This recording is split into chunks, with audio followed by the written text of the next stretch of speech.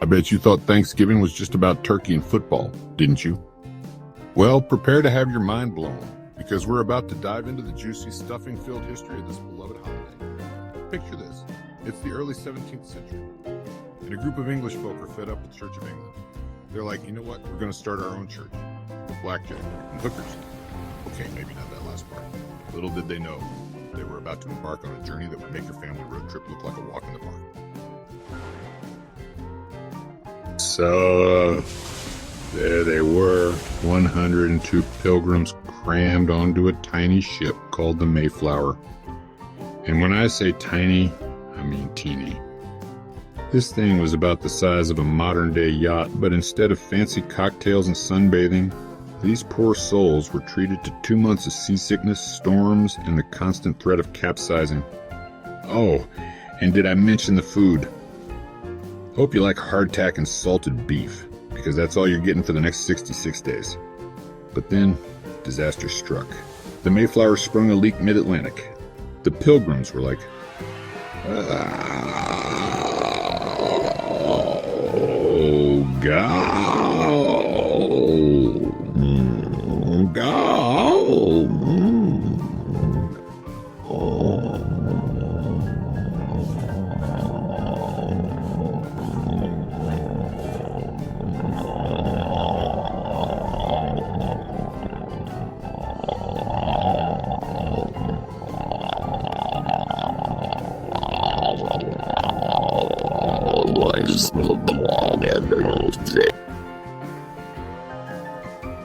Now, imagine stepping off a cramped, smelly ship onto freezing cold, unfamiliar land with winter just around the corner.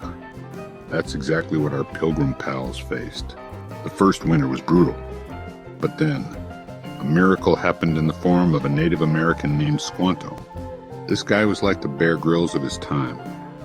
He taught the Pilgrims how to survive in this new land, showing them how to cultivate crops, catch fish, and avoid poisonous plants. Without him, the Pilgrims would have been toast. Literally. They might have resorted to eating each other. By the fall of 1621, things were looking up. The Pilgrims had a successful harvest, and they were like, you know what? We should celebrate. Let's throw a party.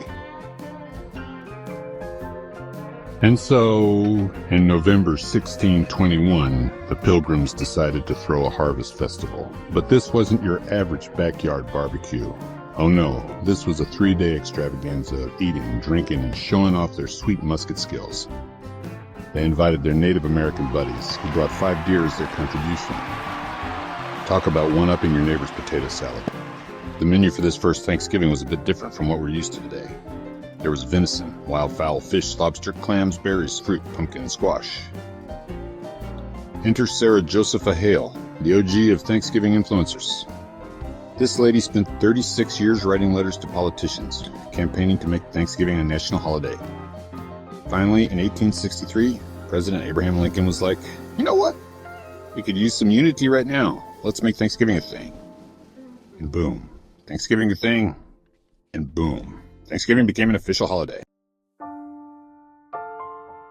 So there you have it, folks. From a perilous sea voyage to a harvest celebration to a national holiday, Thanksgiving has come a long way. The next time you're stuffing your face with turkey and trying to avoid talking about your love life with nosy relatives, remember the incredible journey that led to this moment. The Pilgrims faced death, starvation, and really bad weather. Also, you could argue with your family about whether or not pineapple belongs on pizza. It doesn't, by the way. Fight me. But jokes aside, Thanksgiving is a reminder of the power of perseverance, cultural exchange, and gratitude.